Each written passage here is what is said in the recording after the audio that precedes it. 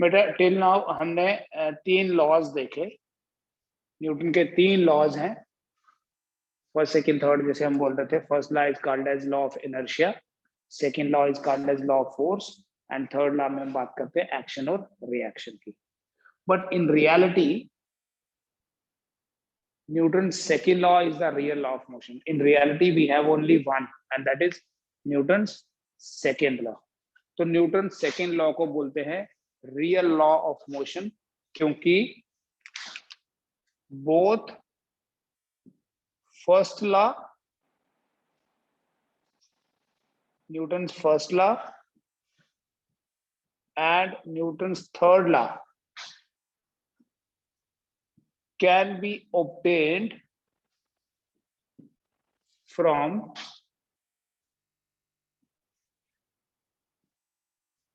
Newton's second law.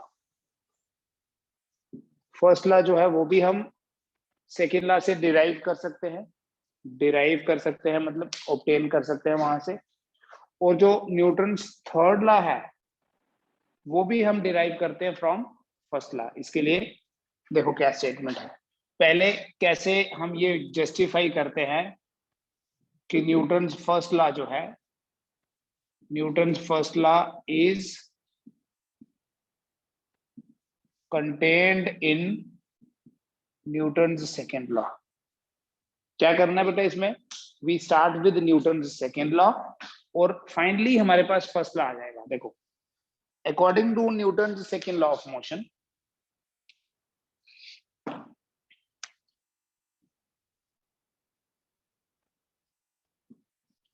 according to Newton's second law of motion,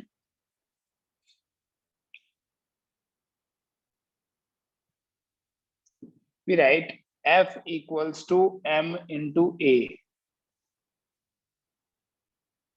बेटा ये जो a है, this is acceleration, और acceleration को हम define करते हैं as rate of change of velocity.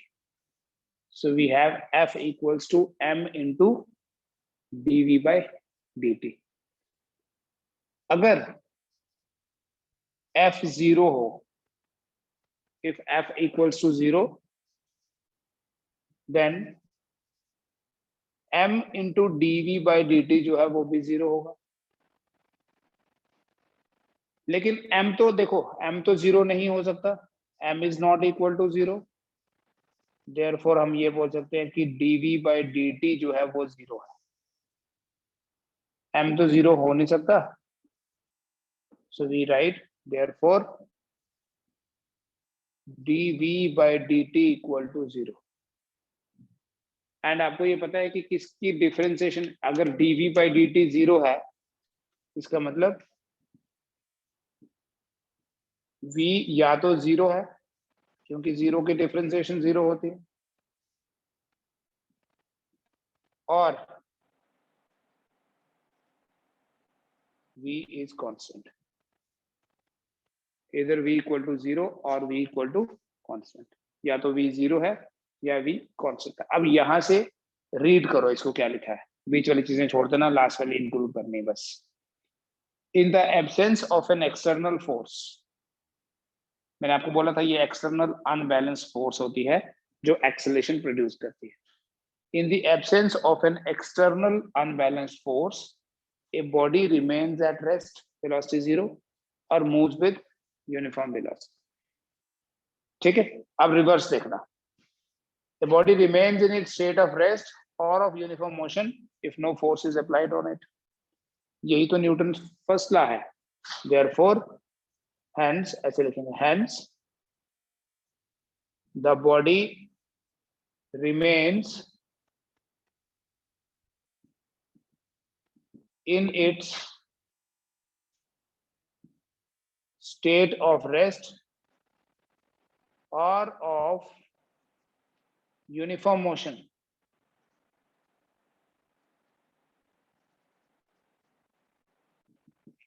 if no external force acts on it।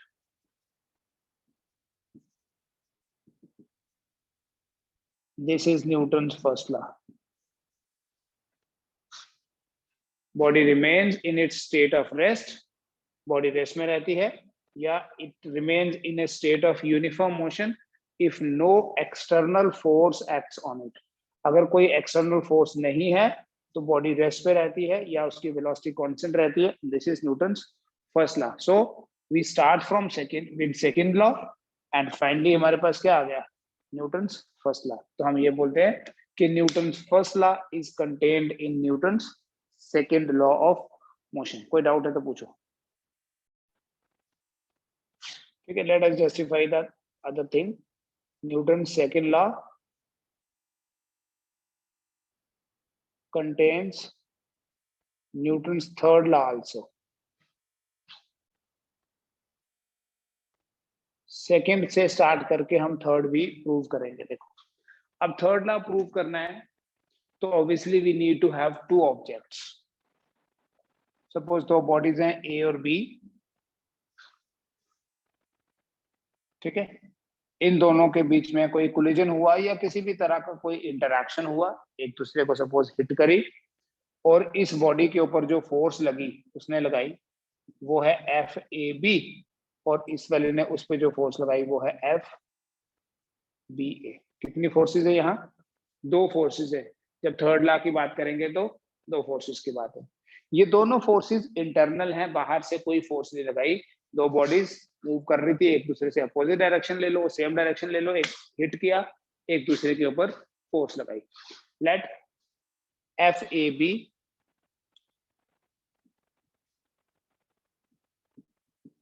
is the force on body A due to body B. Force on A due to B is FAB, and FBA is the force on B due to A. दोनों forces internal हैं। बेटा हमने ये पढ़ा Newton second law के accordingly, एक statement और थी, देखो, according to Newton second law of motion F A B is equal to d by d t of P A. Vector form में लिखना, वेक्टर में लिख सकते हैं। फोर्स लगने से क्या होता है, फोर्स लगने से मोमेंटम चेंज होगा। So force acting on a body is numerically equal to rate of change of momentum. FAB equals to d by dt of PA, and FBA जो होगा, FBA जो होगा that will be equal to d by dt of PB। अगर हम इन दोनों equations को add करें तो हम ये लिख सकते हैं therefore FAB plus FBA is equal to d by dt of PA, d by dt of PB. It means FAB plus FBA is equal to d by dt of PA plus PB.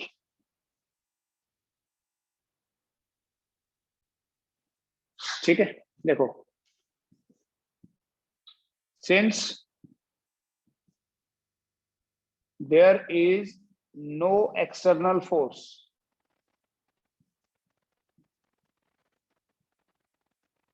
acting on the system, कोई external force act नहीं कर रही, और कल हमने पढ़ा कि अगर कोई एक्सटर्नल फोर्स एक्ट नहीं करती है तो मोमेंटम कांस्टेंट रहता है। Since there is no external force acting on the system, therefore PA plus PB is constant. PA plus PB is constant. और अगर PA और PB का सम जो है ये कांस्टेंट है तो कांस्टेंट की डिफरेंशिएशन क्या होगी,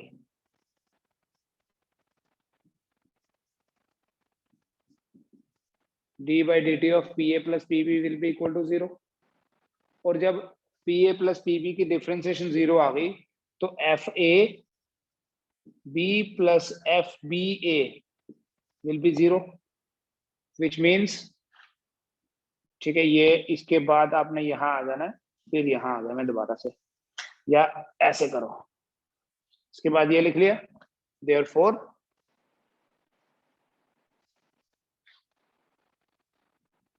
FAB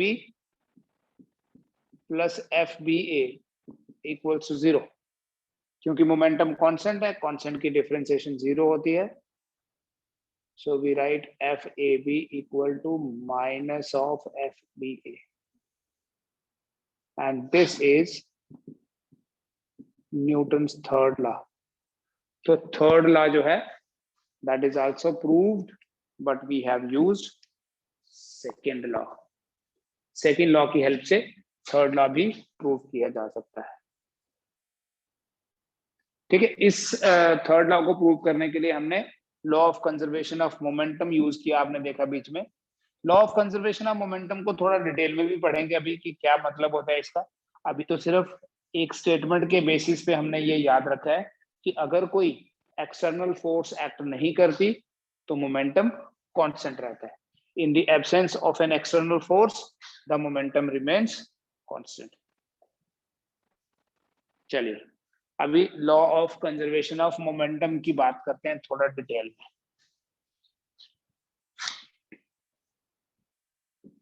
law of conservation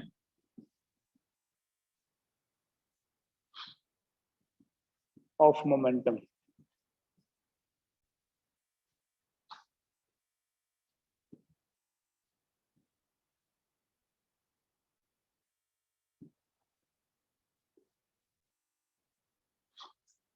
statement क्या है बेटा? In the absence of an external force,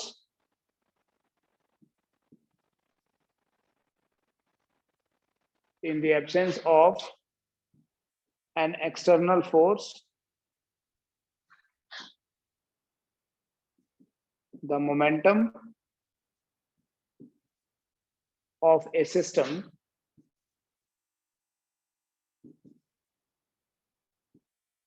remains conserved.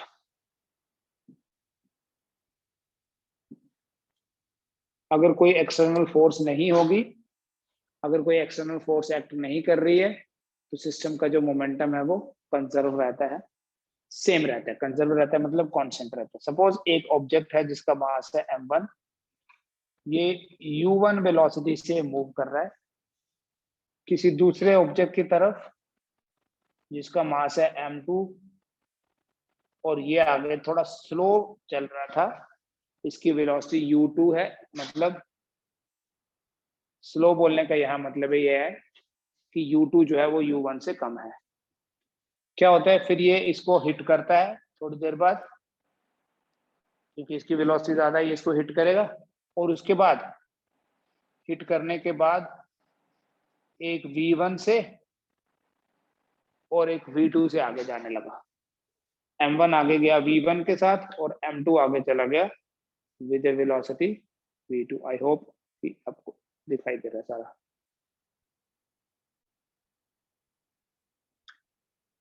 ठीक है, यहाँ बेटा ये जो पिक्चर है, दिस इज बिफोर कोलिजन,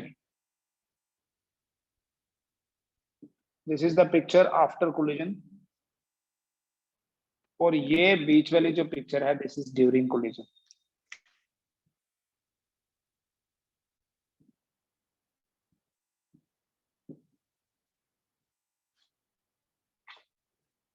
जब इन दोनों के बीच में कोलिजन हुआ तो ऑब्वियसली कोलिजन मतलब इंटरैक्शन हुआ, एक दूसरे को हिट किया तो एक दूसरे के ऊपर फोर्स लगी होगी. हम न्यूटन लॉज को यूज करेंगे. मान लो इसके ऊपर जो फोर्स लगी है वो है F12, इस पे जो फोर्स लगी है वो है F21. चलो फोर्स की बात हम बाद में करेंगे. इन दोनों के बीच में जो कोलिजन हुआ, मान लेते हैं वो कोलिजन हुआ मतलब दोनों एक दूसरे के कांटेक्ट में आए for a small time dt. ऐसे जा रहा था एक बॉल, जैसे आया उसको हिट किया, उसके बाद फिर सेपरेट हो गए. Let collision between the two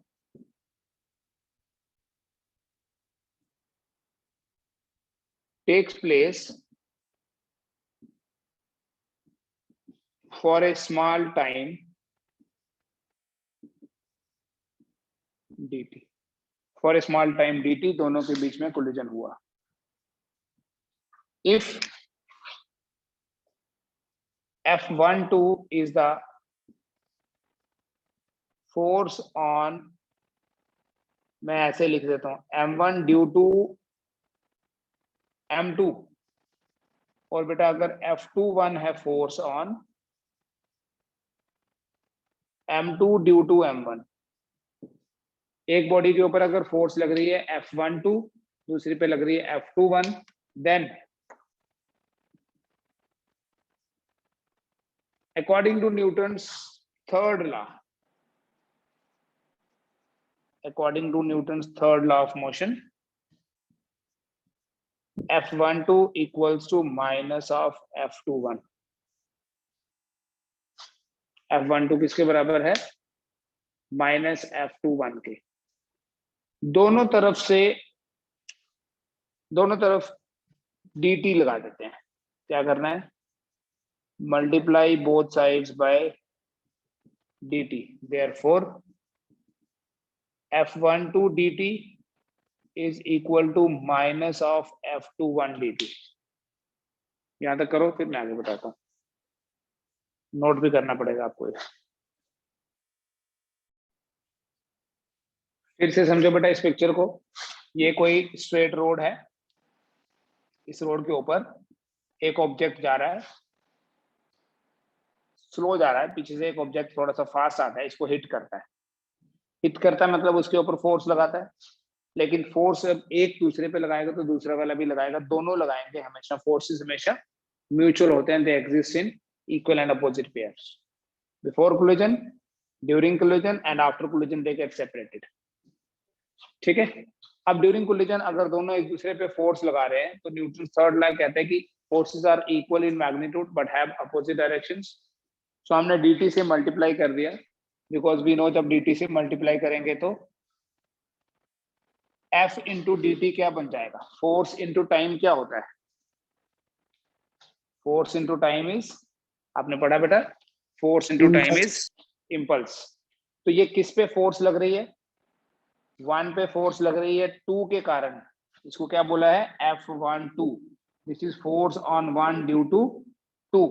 1 पे फोर्स लग रही है 2 के कारण, तो बोलेंगे therefore impulse acting on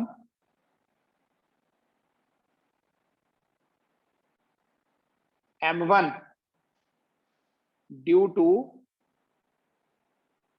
M2, force into time is impulse, is equal to negative of impulse on M2 due to M1, impulse on M2 due to M1. Force into time is impulse, right? Now tell me what is this impulse in terms of momentum? हम क्या बोलते हैं impulse किसके बराबर होता है? या impulse momentum theorem के accordingly what is impulse? So impulse is equals to change in momentum. Impulse is change in momentum. तो impulse acting on M1 due to M2 is किस पे impulse है? M1 पे, therefore change in momentum of M1, क्योंकि impulse होता है change in momentum, is equal to negative of change in momentum of M2. Impulse is equal to change in momentum. बस बेटा, change in momentum देखो, मैं एक बार फिर से डायग्राम बताऊंगा। यहाँ आपको एक बॉल का मास है M1, एक बॉल का मास है M2। M1 U1 से, M2 U2 से। आफ्टर द कोलिजन क्या हुआ? मैं बीच वाली लाइन स्किप कर रहा हूं। अब M1 चलने लगा V1 से और M2 चला गया V2 से। बेटा अगर M1 की बात करूं, पहले इसका मोमेंटम है M1 U1 और बाद में हो गया M1 V1, क्योंकि M1 की वेलोसिटी V1 हो गई, पहले कितनी थी? U1। और m2 की वेलोसिटी v2 हो गई, पहले थी u2। Change in momentum of m1, तो ऐसे बोलेंगे therefore m1 v1 minus m1 u1 is equal to m2 v2 minus m2 u2। m1 u1 initial momentum है, m1 v1 फाइनल मोमेंटम है, तो फाइनल माइनस इनिशियल, यहां भी final is m2 v2, initial is m2 u2। It means इस term को negative उधर ले जाओ, उधर से नेगेटिव इधर ले आओ, m1 v1 plus m2 v2 m2 u2 it is equal to m1 u1 plus m2 v2। और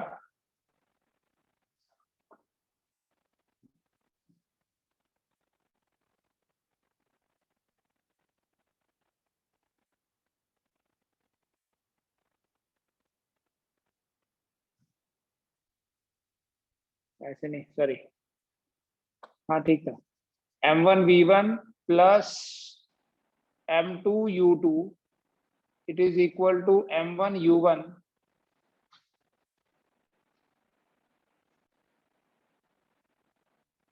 m1 u1 प्लस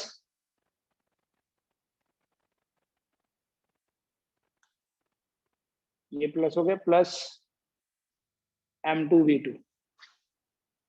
अच्छा बीच में नेगेटिव साइन भी तो था यार, सॉरी, यहाँ माइनस साइन भी तो है, ये देखो तभी गड़बड़ हो रही। सो लेफ्ट साइड में लिख लूंगा m1 v1 minus m1 u1, right side में ये नेगेटिव साइन है, देख लो दोबारा से, minus m2 v2 plus m2 u2। Now it is okay. This means m1 v1 ये इधर आ जाएगा, m2 v2 is equal to m1 u1 plus m2 u2। Reverse कर लो, m1 u1 plus m2 u2 m1 v1 plus m2 v2। अब देख लो, ये है पिक्चर बिफोर कोलिजन, तो टोटल मोमेंटम कितना है, m1 u1 plus m2 u2 m1 u1 plus m, यहाँ माइनस साइन था, ये स्किप हो गया था इसलिए नहीं आ रहा था, and m1 v1 plus m2 v2 को बोलेंगे देयरफॉर टोटल इनिशियल मोमेंटम, या ऐसे लिखेंगे total momentum before collision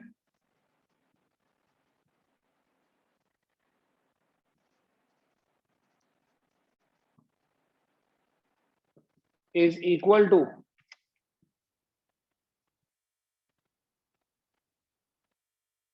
total momentum after collision।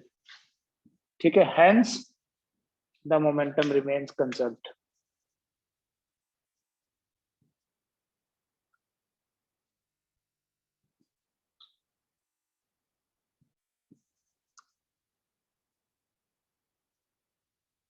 momentum remains conserved। Total initial momentum is equal to total final momentum. यहाँ पर बेटा दो फोर्सेस की बात तो की है, बट कोई एक्सटर्नल फोर्सेस नहीं है। ये जो फोर्स लगी F12 या F21, these are internal forces. तो इंटरनल फोर्सेस से मोमेंटम को कोई फर्क नहीं पड़ता। हाँ, एक बॉडी का तो मोमेंटम चेंज हो गया, m1 v1 बन गया जो पहले m1 u1 था, m2 v2 बन गया जो पहले m2 u2 था। इंडिविजुअल बॉडीज का मोमेंटम चेंज हो रहा है क्योंकि इंडिविजुअल बॉडीज पे तो फोर्सेस लग रही है ना। सिस्टम का मोमेंटम चेंज नहीं हो रहा क्योंकि net force on the system is zero. तो जब भी नेट फोर्स जीरो होगी मोमेंटम चेंज नहीं होगा। मोमेंटम होगा, ऐसा नहीं कि मोमेंटम नहीं हो रहा है, मोमेंटम में चेंज नहीं हो रहा है। रेट मतलब मोमेंटम जो है वो कांस्टेंट रह रहा है। जब मोमेंटम कांस्टेंट रहेगा तो उसी कांस्टेंट मोमेंटम को ये बोलेंगे कि मोमेंटम कंजर्व रहेगा।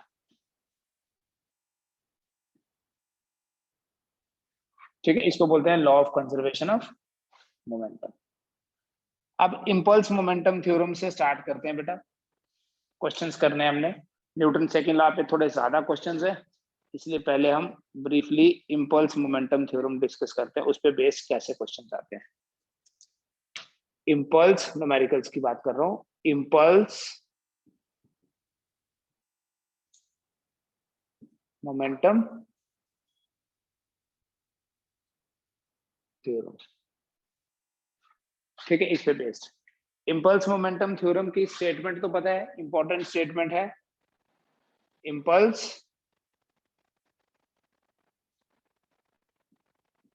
इज इक्वल टू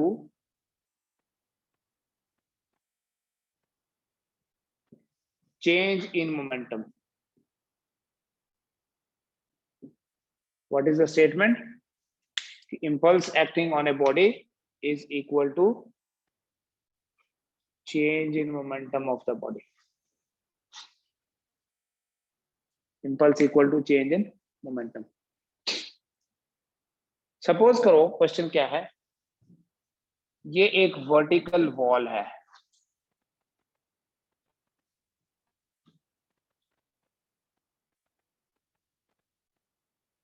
और इस वर्टिकल वॉल के ऊपर एक बॉल स्ट्राइक करता है, एक बॉल जिसका मास है m, स्पीड है u, इस दीवार को हिट करता है एंड सेम वेलोसिटी से वापस भी आ जाता है, सेम स्पीड से बोलेंगे, ठीक है। एन ऑब्जेक्ट या a ball of mass m and speed u strikes a vertical wall, ball and wall, and rebounds with same speed, same speed से rebound करता है। Ball of mass m, speed u strikes a vertical wall and rebounds with same speed. Calculate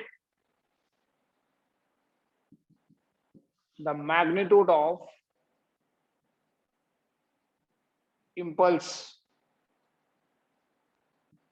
on the ball. इस ball के ऊपर कितना impulse act कर रहा है। तो बेटा इंपल्स तो होता है फोर्स इनटू टाइम, ना तो दिए फोर्स और ना दिया है टाइम, फिर भी बोल के रहा है इंपल्स कैलकुलेट करो। तो देखो इंपल्स जो है फोर्स इनटू टाइम होने के साथ साथ चेंज इन मोमेंटम भी होता है। तो बोलेंगे देयरफॉर पहले हम देखेंगे इनिशियल मोमेंटम कितना है। इस बॉल का इनिशियल मोमेंटम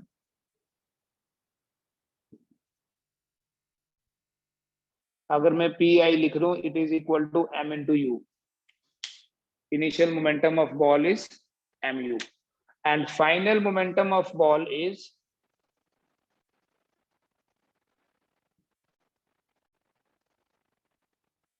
माइनस mu। ये ध्यान में रखना बेटा, मोमेंटम एक वेक्टर क्वांटिटी है, जब डायरेक्शन रिवर्स होगी देखो सेम स्पीड, वेलोसिटी थोड़ी सेम होगी, अगर इधर u है तो इधर माइनस u होगी, तो फाइनल मोमेंटम क्या हो गया माइनस mu। तो चेंज इन मोमेंटम कितना हुआ,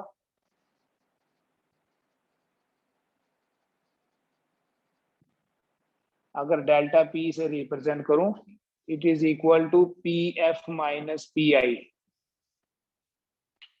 change in momentum equal to pf minus pi, therefore we write delta p equal to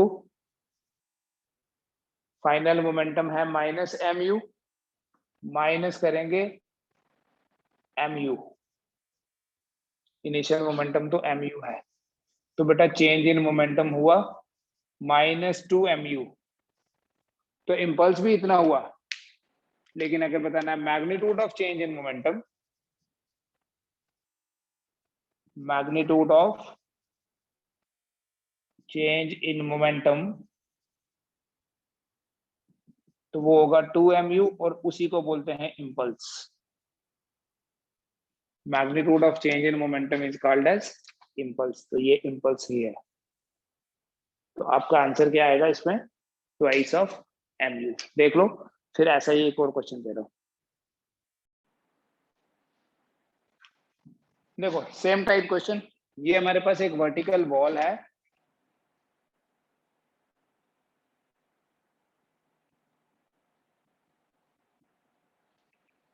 ये मान लेंगे कोई सेंट्रल लाइन है, एक बॉल आता है,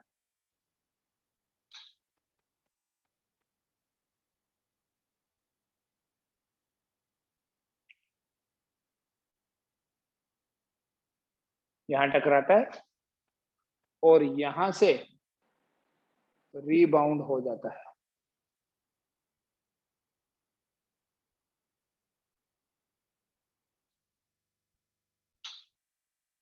जिस स्पीड से आया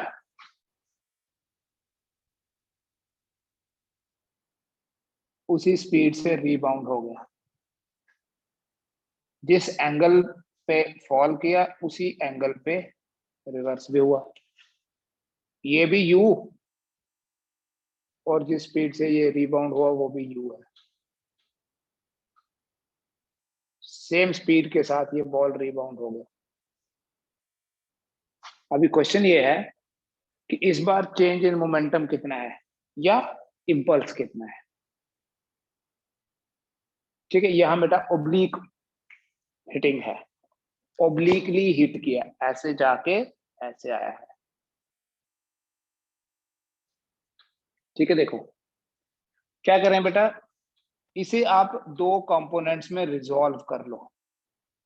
जैसे आपको याद होगा हम किसी वेक्टर को कैसे रिजॉल्व करते हैं, जहां ये एंगल बनेगा, जैसे ये एंगल थीटा यहां बन रहा है तो ये भी थीटा होगा, तो इस u का बेटा इधर की तरफ जो कंपोनेंट होगा वो होगा u cos थीटा, और नीचे की तरफ जो कंपोनेंट होगा वो होगा u sin थीटा। क्लियर है बेटा, ये कैसे किया, याद होगा आपको वेक्टर्स में आपको बताया था, r vector theta angle X Y, X equal to r cos theta, y equal to r sin theta. कैसे आ गया, बेस बाय हाइपोटेन्यूज, जहां थीटा बनता है वो हमेशा कॉस कंपोनेंट, ये थीटा बन रहा है तो कॉस कंपोनेंट।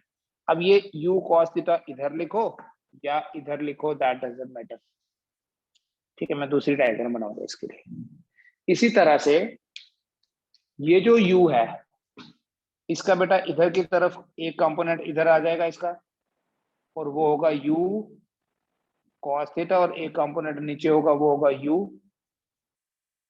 sin theta. ठीक है, तो फाइनली देखो पिक्चर क्या है, ये जो बॉल है इसका ऐसे इफेक्ट है बिफोर कोलिजन, ये है u cos थीटा और ये है इसका u sin थीटा। ये हो गया बेटा इनिशियल, और फाइनल कैसा है, u cos थीटा इधर है, u cos थीटा और u sin थीटा नीचे है। मतलब जो ओब्लीक डायरेक्शन थी, पहले ऐसे बाद में ऐसे, उसी को रिजॉल्व कर लिया। बेटा अगर हम एक्स एक्सिस की बात करें, what is initial momentum along x axis, PIX, ये है u cos थीटा, अगर इसी को पॉजिटिव ले लें बोलेंगे mu cos theta.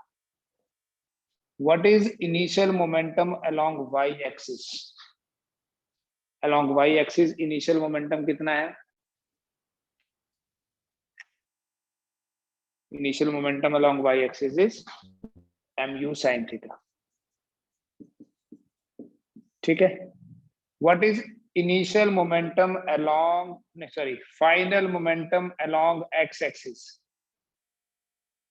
Along x axis जो फाइनल मोमेंटम, देखो पहले बॉल ऐसे जा रहा था, बाद में ऐसे आने लगा, -mu cos थीटा, और final momentum along y axis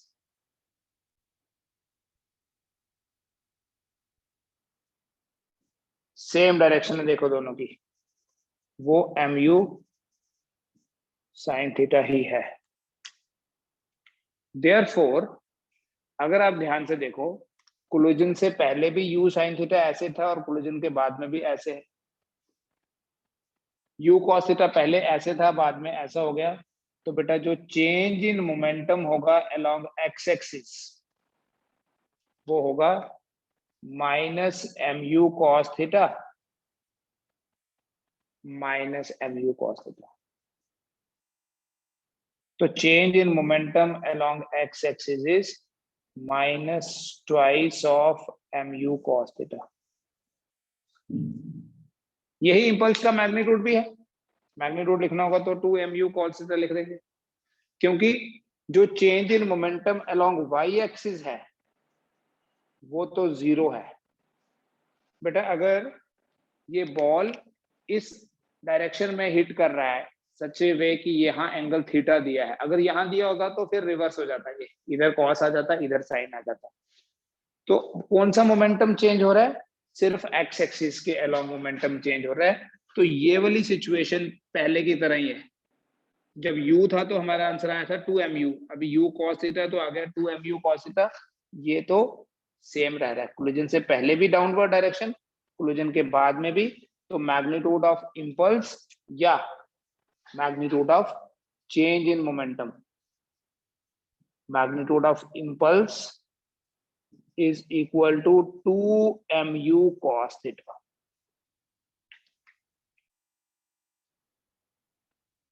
इसी क्वेश्चन में अगर ये पूछ लेता कि ये बॉल इस दीवार के साथ कांटेक्ट में है for a small time dt, तो बताओ इस बॉल ने इसके ऊपर कितनी फोर्स लगाई है? इस बॉल ने इस वॉल के ऊपर फोर्स कितनी लगाई? तो बेटा अगर आपको फोर्स कैलकुलेट करनी होती, इंपल्स का मैग्नीट्यूड आ गया 2 mu cos थीटा, तो हम बोलते therefore F into dt equals to 2 mu cos theta. अगर F dt 2 mu cos theta है तो F क्या हो गया? 2 mu cos theta divided by dt। F कितना हो गया? 2 mu cos theta divided by dt। इस तरह से हम फोर्स भी फाइंड कर सकते हैं अगर टाइम दिया होगा, या मैग्नीट्यूड ऑफ इंपल्स या magnitude of change in momentum. किसी पर्टिकुलर क्वेश्चन में आपको ये बॉल का मास गिवन होगा, if it is given in certain grams, आप उसको केजी में कन्वर्ट कर लो, क्योंकि ये वेलोसिटी आपको मीटर पर सेकंड में दी होगी, ये एंगल आपको दिया होगा डिग्री या रेडियन में, तो अकॉर्डिंगली आपने उसका वैल्यू फाइंड कर लेना है। ठीक है, इतना कर लीजिए आज। कल हम रियल वेट और एपरेंट वेट की बात करेंगे। अभी इससे रिलेटेड किसी का कोई डाउट होगा जो अभी पढ़ा हमने, मोमेंटम कंजर्वेशन बोलो या इंपल्स मोमेंटम थ्योरम बोलो या न्यूटन सेकंड लॉ बोलो, बात एक ही है। इससे रिलेटेड कोई भी डाउट है तो यू कैन आस्क। ठीक है, थैंक यू।